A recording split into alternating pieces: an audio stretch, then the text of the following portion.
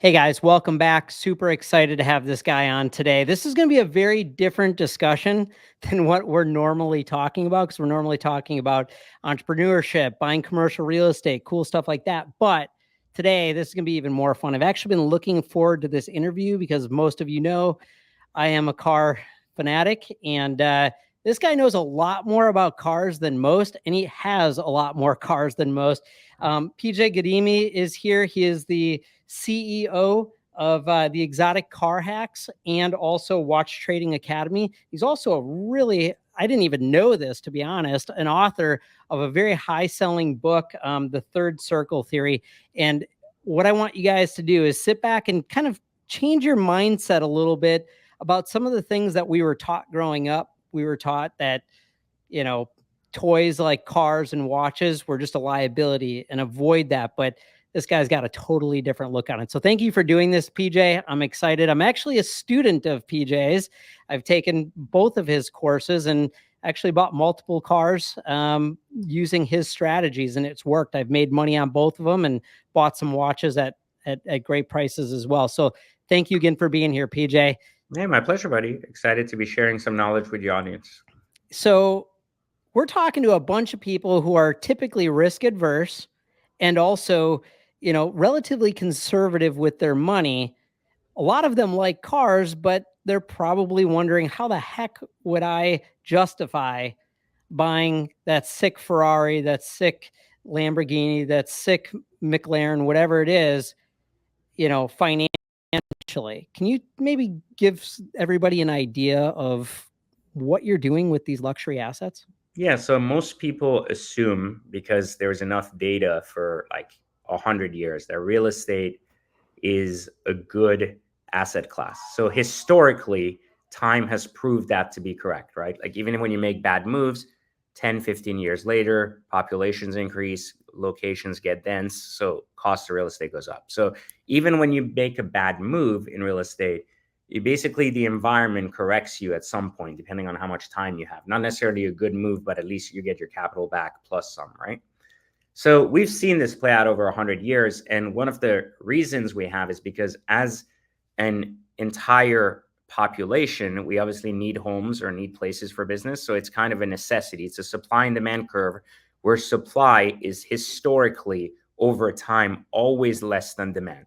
So even though short in certain areas, you might say there's more supply now, so price is lower. Historically, if you look on a 20, 30, 40-year period, it's always less supply than there's demand, if you go through the cycle. So we've made sense of making real estate of any sort, commercial, residential, an asset class. Now, historically, cars haven't been around as long as homes, meaning the idea of having a car has not been as much of an asset class as it's been known as a liability class. So people assume and have been taught from a very young age that when you buy a car, it's a consumable good that basically goes down to zero. So you consume it, the more mileage you put on it, the less it's worth, and eventually it has no worth. So that's why our tax system depreciates cars the way it does, basically telling us it goes to zero and has no use, and you're basically discarding the item after 5 or 7 years. So this is true still for 90% of cars on the market, which are usable cars that take you from point A to point B, including cars like Teslas, Nissans, Hondas, etc. Those are what we call cars focused on needs. They're a need to go from a point A to point B. And the idea of even having leather seats or spending more money on the car is a vanity. It's basically a stupidity over like, you want this or you want a better sound system, the price goes up, you're only losing more money. On the other side is a new spectrum of desire called people's wants, not needs. Like nobody needs a $20 million house. People want a $20 million house. And if you know anything about real estate, you also know that the way $10 or $20 million real estate sells is very different than the way a home in your neighborhood for $500K sells. It's different in how it's listed. It's different in how it's negotiated. It's different in how it's perceived.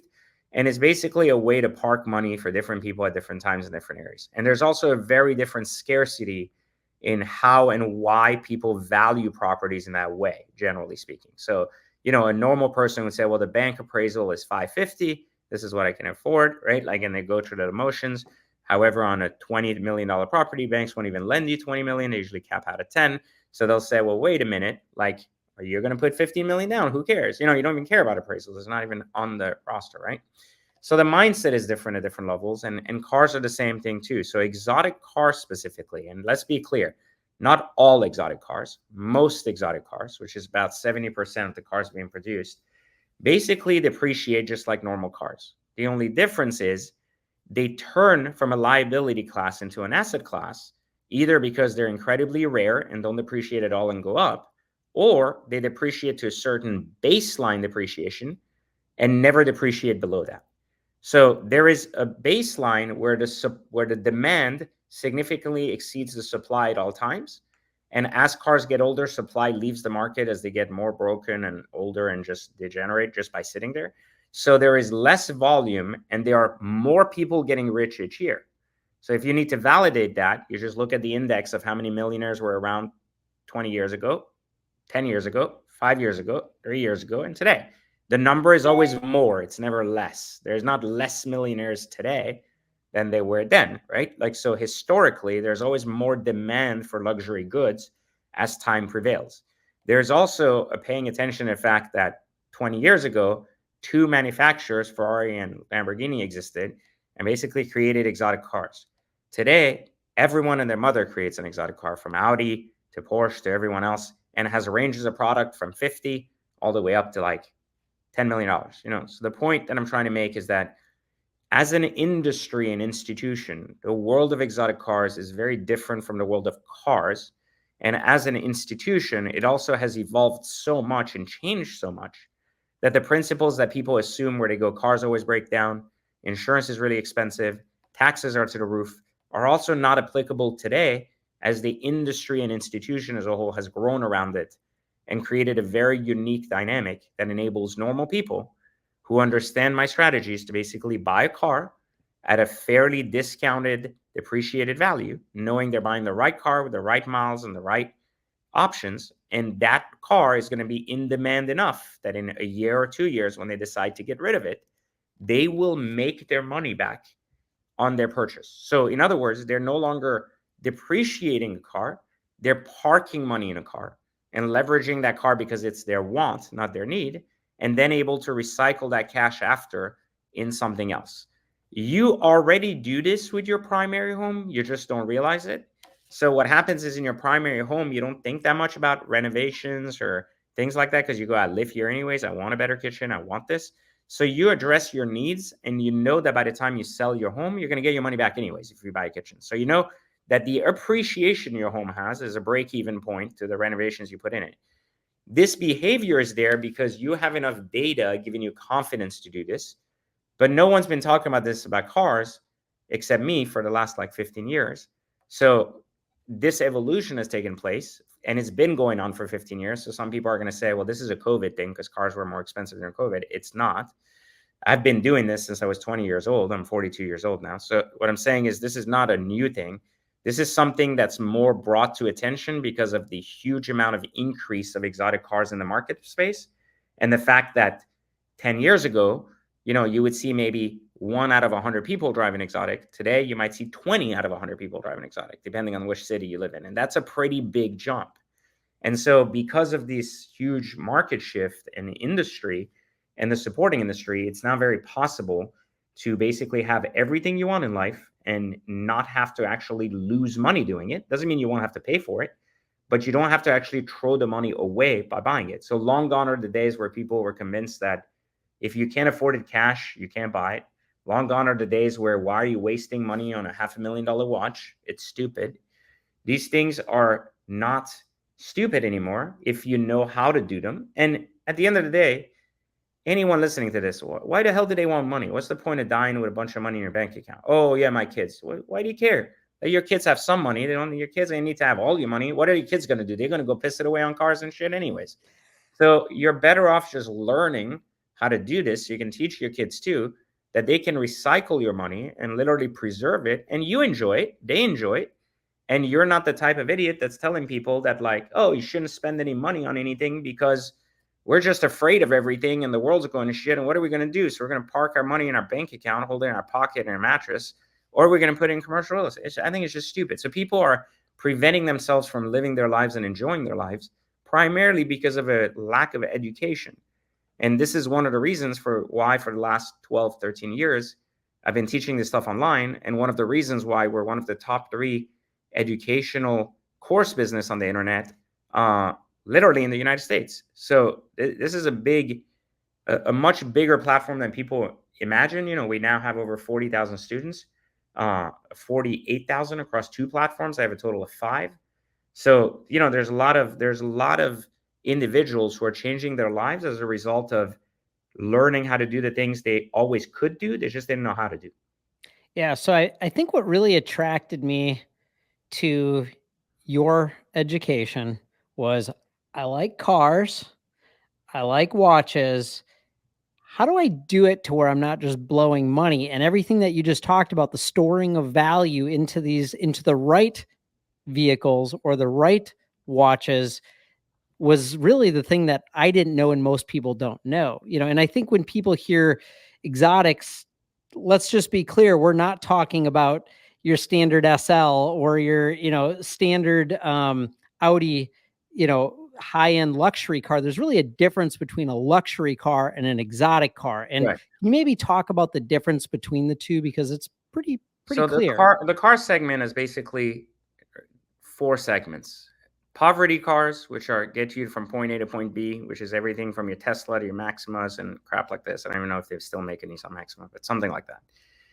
Then you have your what you call specialty luxury cars. These are more upscale Mercedes and cars that are like you would say richer versions of those cars, so more amenities, also depreciating assets. Still has a baseline, but still significant depreciation schedules. Then you have what you call rare specialty cars. Like these are AMGs, BMW M Powers, something more specific in that regard. That's like a lower production number, higher performance variation of a car. So it's like, hey, we make 10,000 of these BMW X5s, but we'll make an extra, let's say 2,000 of these M Power X5Ms with 800 horsepower, right? Like, so those are basically your specialty cars. And then past that, you have your exotic cars. Exotic cars have to bear a badge. It's not just about the cost of the car. So like a 911 Turbo S, anything, not even a 911, but a 911 Turbo S, like also like a GT series Porsche, anything from a Ferrari, Lamborghini, like all of these brands, like even Maserati, which creates a lot of garbage product, doesn't change the fact that it's still an exotic, even though the cars could be bought as low as $300 a month. But it doesn't change that. And then post that, you have hypercars, which are basically exclusive cars with limited productions under 1,000 that usually cost over $1 million. So these are the segments, and then it goes from $1 million to ultra hypercars that could be as much as 10, 15, $20 million, depending on the collectability. Now, you also have a new segment that's becoming very real now, collectible cars, which are like the older generation cars that are not meant to be driven as much. They could be, but mainly bought for investment value because the auction houses are paying astronomical money for old cars, that are basically preserving the history and the heritage of the best kept old cars. So you have all these classes, but most people usually look at exotic cars from their lens of money. So they go, if I'm driving a Nissan, to me, an exotic's a Mercedes S-Class. But it's not. Like, I get in your head it is, but it's not really. Like, so you have to look at money for what it is and not from an emotional lens point of what you or it is to you. Yeah, it's pretty clear what each one of those classes of car are. It's not really debatable. It's either a luxury vehicle or it is an exotic, and I think that's important. I let me ask you this. Mm-hmm. People hear Ferrari, Lamborghini, McLaren, all those, and they go, "Man, I make a lot of money, but I just can't afford that." What's your Of course they can. They're already paying it for their car. They in their head they think they're basically winning with a lease because they're getting a tax write-off. So in their head they go, "I'm buying this BMW. It's $900 a month, and then I get to turn it in." Well, let's use a $5 calculator, right? $900 a month times 36 months, right? You just lost $32,000. Okay, now you lost 32, but you also had a down payment of like 5,000, right? And now you lost 45,000. So just to give you just like think about it, like 32 plus 45, you lost 38,000. Doesn't matter. Let's say you even lost 30 grand. Well, what if you could drive a Lamborghini Huracan, or let's say you could drive even a Rolls Royce instead of a Mercedes because you're business guy, you don't want a Ferrari, no problem. You could drive a Rolls Royce. What if you lost $8,000 in a year driving a Rolls Royce? Now, in your head, because you understand money from the lens of what I pay, you would see, oh, I pay 5,000 down and I pay 900 a month. Now, what I'm saying is that Rolls Royce might cost you 5,000 down and 1,100 a month. So in your head, you might say, well, that's $200 more. That's how poor people think. So then you have to stop that for a second and be like, wait a minute. If I'm losing 900 and I'm paying 900, but I'm actually taking 1,100 and I'm keeping 900 and I'm only losing 200, then isn't paying 1,100 a much better bet? Like, it makes sense, right? Historically, we think that way when it comes to interest rates because we understand them. We go, well, if I take a lower term, I might get a better rate. So I have a higher payment, but this is like a much better real cost of cash. But when it comes to our cars and luxuries, we don't think that way. We haven't been trained that way. So typically we go, if a payment's 1,100 because it's a liability, it's worse than a $900 payment. Or we go, well, the 900 is tax deductible, so that means it's only costing me 500. Listen, if you pay $500 and drive a shitty car and instead pay $200 and drive a Rolls Royce, I'm sorry, but the only thing that's better in your life is just the ignorance of not knowing what it's like that you're missing out with a Rolls Royce. Because at the end of the day, the networking, the doors that open, the business success, it is night and day. I was a banker really young, and I drove a Lamborghini to work. And I, as a banker, right, like someone that you don't expect to drive a Lamborghini. I worked at a retail branch as a manager, and I drove a Lamborghini, and people were like, "You're out of your mind." And I was like, "Why am I out of my mind?" They're like, "This is the latest Lamborghini." I was like, "Yeah." And I was like, "And we're going to get 10 times more business because of it." And they were like, "Why? The people need to think we're not making that much money off of them." And I'm like, "The opposite. We're asking people to invest money with us. You want someone who's broke investing your money? Or you want someone who's really rich that you're questioning, how'd you get that rich? Because I want to get rich too. I want Lambo too. So how'd you do that? Because I'm going to trust you with my $1,000,000 here in the bank."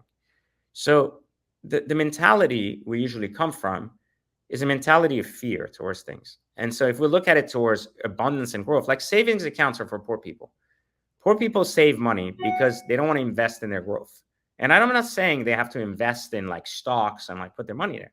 What I'm saying is they're only investing in guaranteed things. And they're basically happy with a savings account as long as they have FDIC insurance that doesn't cover anything. So the reason they do that is because they're ignorant to the nature of how things work, but it gives them a sense of peace.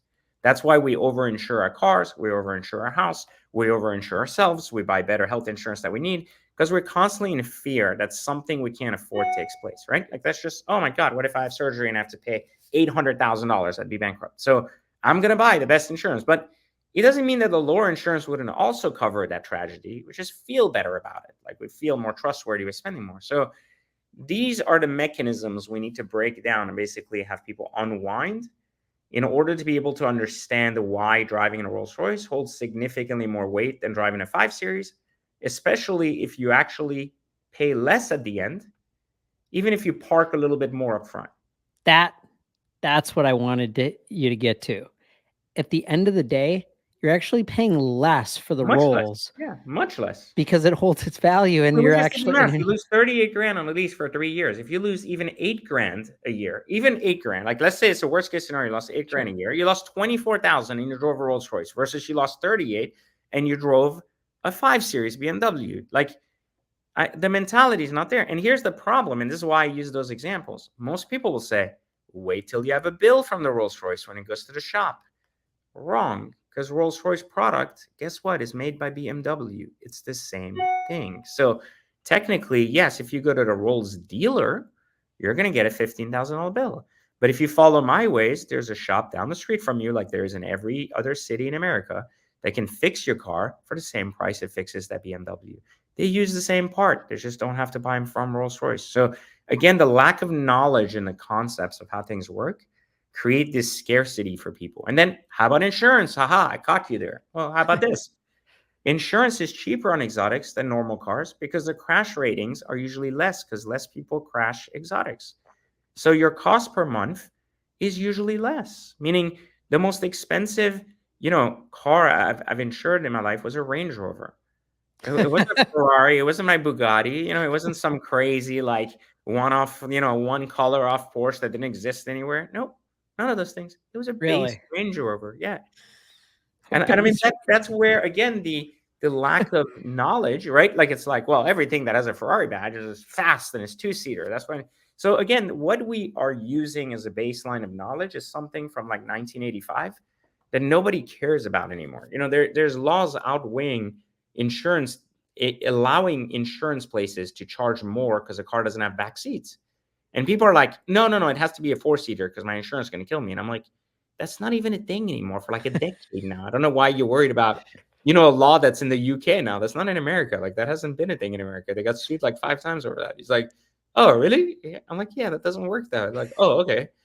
And I'm like, so you're not buying a car because you thought you needed a back seat? Like, what the stupid, I think in summary, what PJ is saying is we've got to get away from emotional decision making and get down to the facts. And when you do the math and you understand how it actually works, you can enjoy the fun, exciting car that actually may help grow your business versus driving that piece of crap beater because you're trying to save $100 a month. And that's and you end up losing much more money doing that in the end. Even though you're saving $100 a month, it's costing you $900 a month in loss. Look, I'm gonna throw something out here because some people their BS meters are going off. Like, yeah, dude, whatever. I bought an M4, owned it for 2 years, sold it at a $3,000 profit. Okay, I'm not saying you're going to make money on every car, and that's not an exotic, right?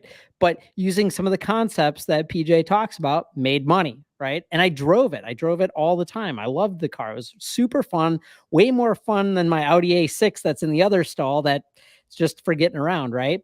And then I went and bought an Aston Martin Vantage. Ended up making like $1,000 something on that. Yeah, I didn't make a lot of money on it, but I've lost a lot more money on my Lexus SUV and my Audi A6 than I did on the toy cars that I bought and beat the crap out of and had fun with. So, Yeah, exactly. It actually works if you understand all the different aspects to it. So, let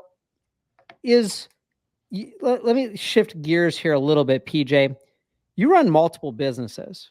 Okay. Let's talk about the businessman PJ and not necessarily the investor PJ, right? Or the car hacker PJ.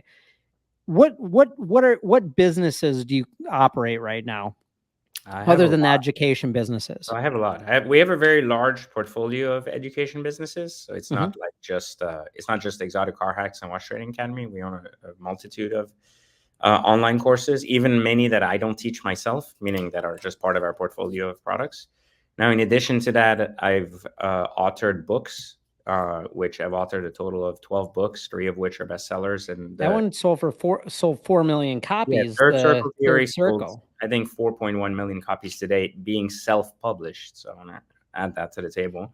And so these books also create a lot of work for me because I also do a lot of training on human awareness, self-awareness, and consciousness.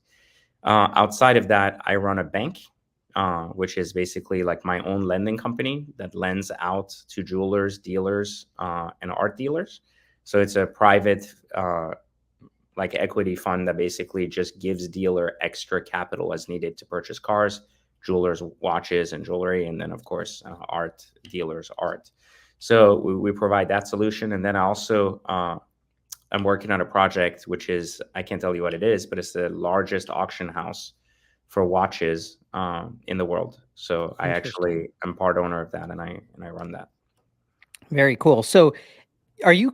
I know that you are trading cars, right? And watches, and you're flipping them, but are you also collecting as well? I mean, you own it's different 37 cars today, right? With Yeah, more so on the way. Is it's that a very collection? different for me. So I have a stake in a lot of dealerships. I have a stake in a lot of jewelry stores and a lot of art galleries and stuff. So I'm not really selling stuff. Doesn't mean I don't sell my stuff as I get bored of it.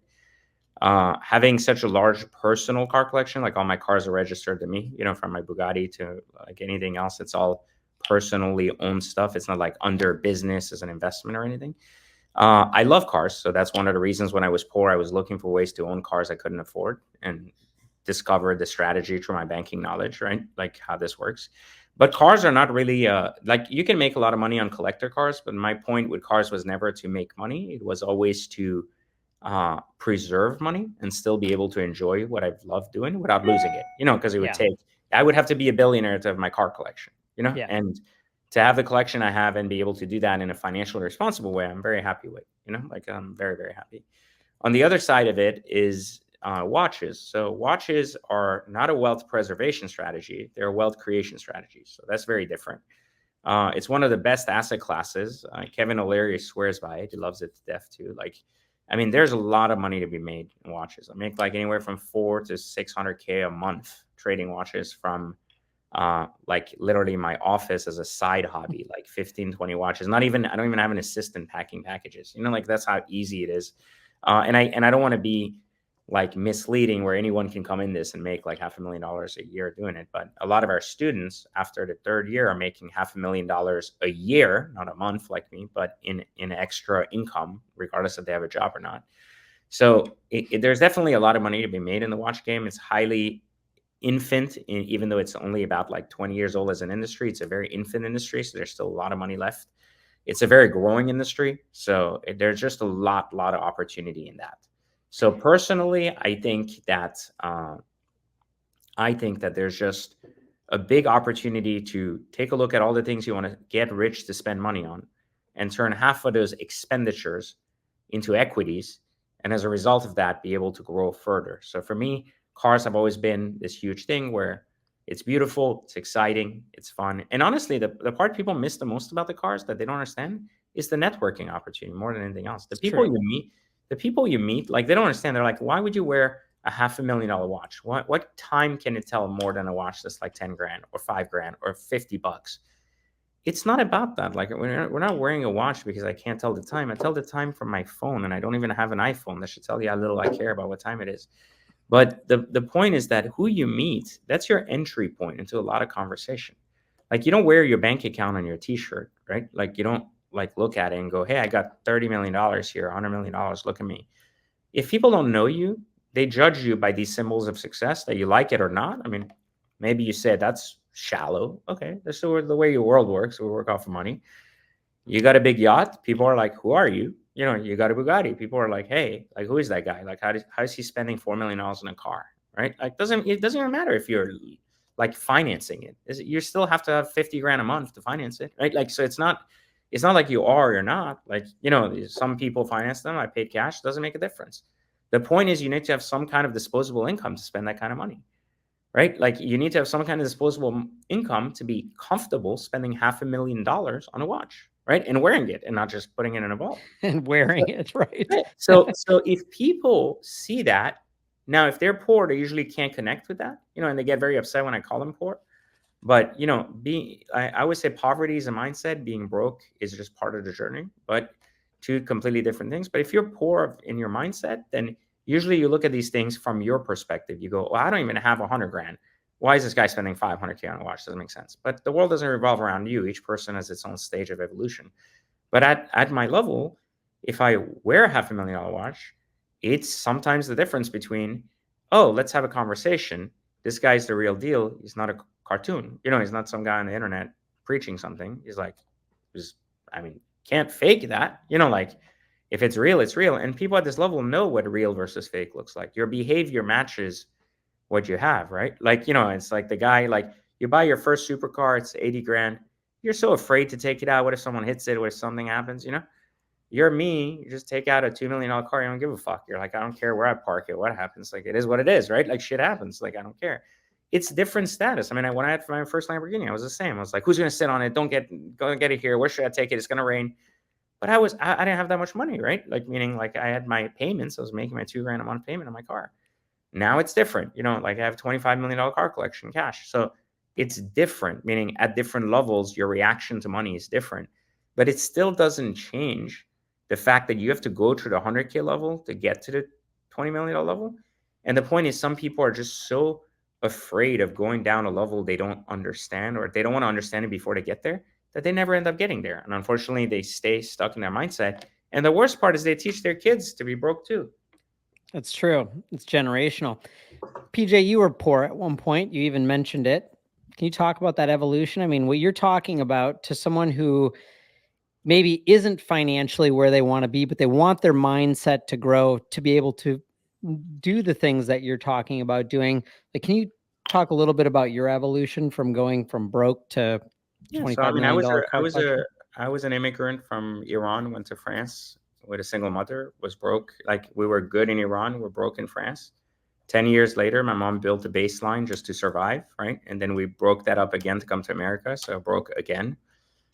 She started a coffee shop. It didn't work, but we got a green card out of it. So basically, went from zero again to zero to zero to zero, and eventually, I started working at 14, and every few years, got a better job and kind of moved up. And uh, when I left my banking career, I was one of the youngest bank managers in the country at 18.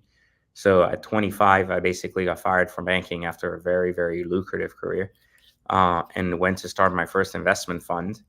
And that was in like around when I was like around between 25 and 26. And then I started getting in the online game somewhere around 29, and kind of carried from there. But the main thing I can tell you about what makes the difference between someone who successfully evolves and someone that doesn't is simply the ability to understand the scale of your mind is equivalent to the scale of problems you fix. So when your mind is broke, you can only fix broke people problems, which is like, I'm going to offer a service. It's $10. I'm going to clean your house. I'm going to clean your car for 20. I'm going to fold your clothes. I'm going to offer you retail services at the mall. I'm going to work at McDonald's. These are broke mindset thinking where we trade off. But that's when we're broke, that's all we understand, You're right? serving broke Right. people. Right. You Right. understand that because that's what you do. You understand Right. what your actions are. So the path to wealth comes from understanding the scales of people's problems at various stages.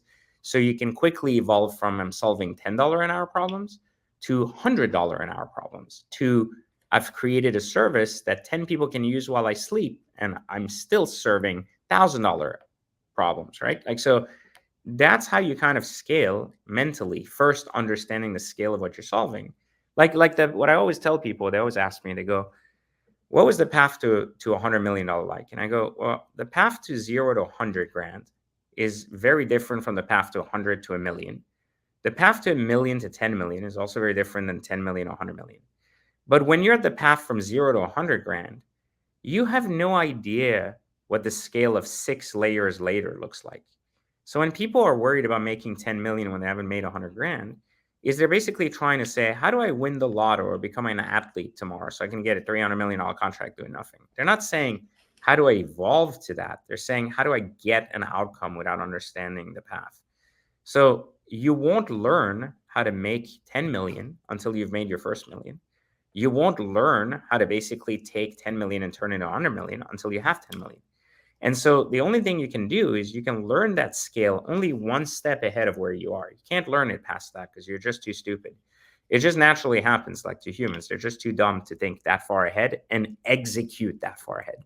Right. So you could sit there and be like, oh, yeah, this is how oil and gas works, and you're going to make $1 billion. And you're like, okay, but I don't understand where I borrow 100 million from. Like, I get the whole billion part. Like, but you're like, I don't understand. But when you have 10 million, you're like, oh, I know banks that lend on post equity or things that I haven't done yet. Or like, I understand how they can take equity from business one and lend me 100 million here. Like, so like these things don't exist when you're poor, right? Like they don't even, they're not even there. So like, they're not even on the scale of your thinking. So what I'm saying is you have to get there for the next path to kind of start becoming less blurry and at least like blurry enough for you to be like, let me figure it out.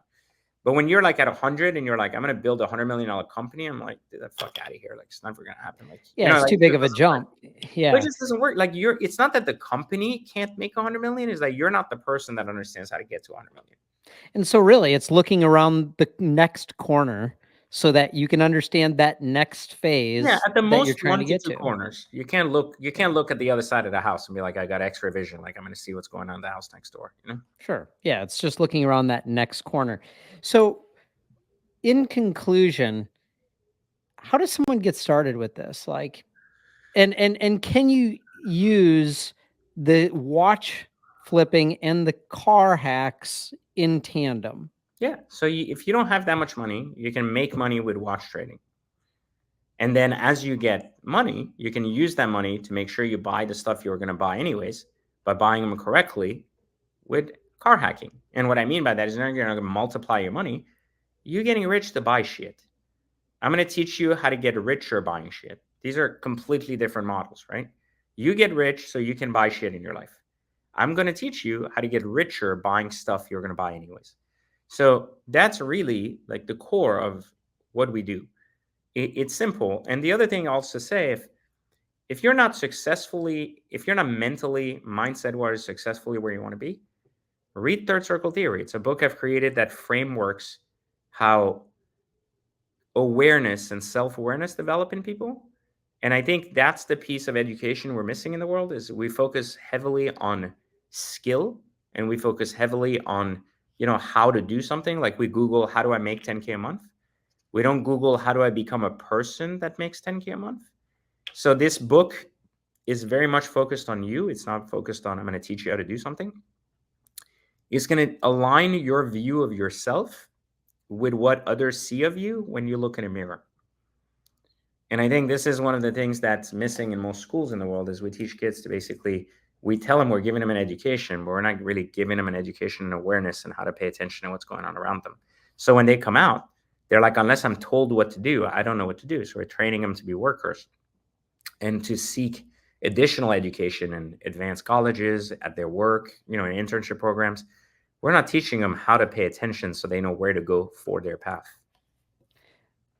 So, not a serious question here, but out of your entire collection, you got some sweet ones, right? I made some notes. The 918, you've got the 765 LT, you've got the P1 and a Senna, you've got a Pista. I mean, you got the Chiron. I might not be pronouncing some of these correctly, and that's probably only a few of them. Out of every toy you've got in that garage, you could only pick one. What is it? Rolls Royce Phantom every time. Really? Yeah, I'm old. I'm 40 now. Like, I don't like getting into cars and shit. Notice that wasn't even on my list. You know, the thing is like, so the Phantom does everything perfectly. It's like a perfect car because it's quiet. You hear nothing outside, like nothing. So you're in your own zone. The interior is just art. So you stare at the ceiling, you got stars. You stare at the dash, you got a $40,000 glass ornament. It just makes you feel good. It commands respect. It doesn't seek attention. And it gets the same respect that my Bugatti gets. So like anywhere I go with that, everybody's like, holy shit, who are you? If I show up in a $4 million Bugatti, I get the same thing. And I have to worry about who's sitting in my car on the way out, meaning like who's taking a photo or what's going on. So it's a lot less drama. It's equally impactful. And it's just, to me, it does what it's supposed to do really well. It's not that, and I think it's a leader in its class for what it is. Then the Elva for a sports car is a McLaren that's like $2 million that I just bought. It doesn't have a roof or a windshield, and I saw that. That's probably one of the best driving experiences of all time. Meaning, like, just to experience that. It comes with bulletproof glasses, so you don't get bugs in your eyes, and helmets if you want. But to just experience that one time in your life is just such an interesting thing, that's limited to just so few people in the world.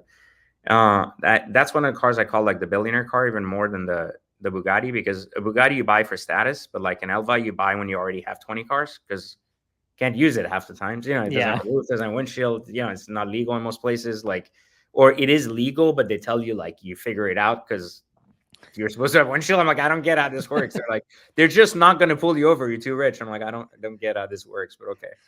So, that's like a cool car that like truly embodies like what driving is supposed to be. So it's just if you enjoy driving, if you're the kind of person that only drives for status, probably not the car you want to drive because it's annoying to not have a roof or a windshield.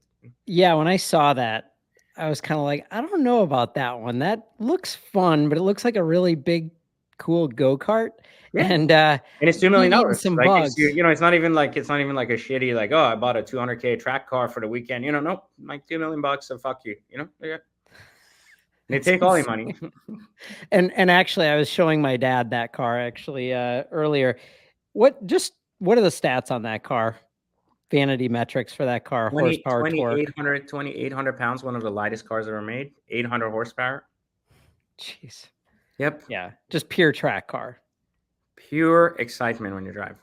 Just the G-force you feel in your head without a helmet when you're like driving, just flying is amazing. And you said 2,800 pounds of torque? No, 2,800 pounds. The car is like Oh, super light. okay. Basically, it's almost 1,000 pounds lighter than a 765 LT, and it's got like 100 more horsepower than a 765 LT. Okay, I thought you said it had 2,800 No, what pounds are you of doing? torque. I was like, how The does that even work? fastest car in the metrics right now is the Rimac, which is all electric, but I hate electric cars, so I'll never own one just because it's like fast doesn't make it good. Sometimes things that are too much take away from the pleasure of the actual experience itself, because you can't control it, you can't drive it. It's like, I'm not trying to break my neck going 0 to 60 in 1 second. I'm trying to enjoy the experience. That's Yeah. one of the reasons we love older cars too sometimes, because they're much slower, they make more noise, and it reminds you what it's like to be on the road rather than floating over the road. So it has a very interesting component. You compare the electric cars to cell phones, No, to vacuum cleaners. to That's too much vacuum credit. Cell cleaners. phones are useful. Vacuum cleaners are not. You usually Okay. pay a nanny or someone to clean your house. You don't do that yourself. So that's why I think self-driving is a very necessary thing for electric cars, because I think they're complete garbage. Actually, it's good news in the auto industry that a lot of manufacturers are going away from electric for hydrogen motors, which are basically water-based. So that would be great. No That's fuel, water huge. instead, and still get all the noise and excitement of a mechanical engine. That's fantastic. That would be cool. That's one of the problems I have with the electric cars is they're silent. You Well, know what there's I no mean? It's just soul. Like even for Rolls, man, like they make Rolls that are electric now, and that was the first Rolls. That was the first electric car I ever considered. I ordered one, then I drove one when it came out, and I was like, I don't want it. I was like, I'm not taking it. It's stupid. I was like, it just doesn't make sense to me. The pedal doesn't feel the same. It feels like a really fast vacuum cleaner, and I'm like, the I'm not back. paying 800 grand for a vacuum cleaner. Like it's fine. Like if a vacuum cleaner cleans your house 10 seconds faster, do you really give a shit? Like, do you wake up and you're Yeah. like, this Dyson will make my house cleaner in 12.5 seconds faster than this other Dyson? You're like, no, I don't give a shit how fast it cleans anyway. 3.1 to I 2.9. don't You're know. not Who cares? feeling that I'm anyways. not caring anyways. Doesn't Is matter. the economy gonna if the economy tanks or it continues to drop, I mean, is that gonna really affect that market much? I I mean, don't think someone who's I don't think the economy is tanking either. Just so you know, at all. okay. We have all the components for a very effective. I know people are going to feel this at different levels, obviously, based on their income class, right? But generally speaking, like I don't think we're going to have a catastrophe of an ending. I think also people don't realize like the job in the news. I don't care what channel you watch, is to remind people why they need government. That's their job in the news. It doesn't matter which side of the government you need. You need government. That's what they remind you of. That's why their job is to show you crime, so you realize you need the police. They show you economic collapse, so you need the feds. They show you unrest, so you need presidents. Like that's their job. Like that's okay. Like you can just watch that, but you can't take it with this is the world, right? Everything's Yeah. ending, like everything's coming to an end because their job is to show you the bad shit. They're not showing you cats like they used to back in the day, right? Here's a neighborhood cat like jumping into in circles. No one's talking about that shit anymore since like I Yeah. think like 1999 was the last time we Doesn't saw a create cat enough on TV. emotion and Yeah, views, it's like we right? saw a cat on TV on like local news. You were like, this is cute. Now it's like, yeah, no, shit ain't happening anymore. Got it. So you're confident in these asset classes through recessions, whether I mean, they're I was around in 2008. yeah, In 2008, worse than we've been ever since. Like the yeah, entire like US economy collapsed around the real estate market, and I was buying absolutely. cars and watches during COVID. People said before COVID, the world collapsed. They said all the assets are going down to zero because the world's going to close. Who's going to buy a Ferrari when you have a pandemic? Ha ha ha ha ha. I took a $10 million bet 2 days before the entire country closed, and I bought $10 million in cars. Everyone told me was an idiot. 4 months later, when everything was reopened, kind of in certain states, but commerce was resuming, 4 months later, the same people that called me an idiot paid me 30 to 70% more for every one of those cars. So It's I good was math. like, okay, maybe I know something you guys don't. Maybe I'm paying attention to something people don't pay attention to. That's crazy. Hey, PJ, who should contact you and how can they get a hold of you? So you shouldn't contact me. I'm not that cool. You should definitely go and learn from this. And then I'm in my communities. You can go to learnfrompj.com. It has a layout of all of my books, all of my communities, etc. Doesn't matter where you start somewhere, learn something. You might love cars, you might love watches. Doesn't matter if you're financially there. It's a mental thing. Learn what you need to do first. Eventually, you'll see the path to getting exactly what you want. And worst case, you're not financially stable yet or out there, just read Third Circle Theory. It's a book. It's like $9. kill you to read a new book. And I think these things are just easy. And if you want to learn more about what I'm doing and just follow more, just you can see me on Instagram. I'm at I Create Millionaires. Really easy. Love it. Thank you for doing this interview. This has actually been a very fun one for me, and I'm sure the listeners got a lot out of it too. Hey guys, we'll see you on the next one. Thanks for listening. I hope you got out of this as much as I did. I'd really appreciate it if you could leave a 5-star review so we can reach more people. Jump over to mariodattillo.net and find out what else I got going on. Be sure to connect with me on all the socials, and I'll see you on next week's show.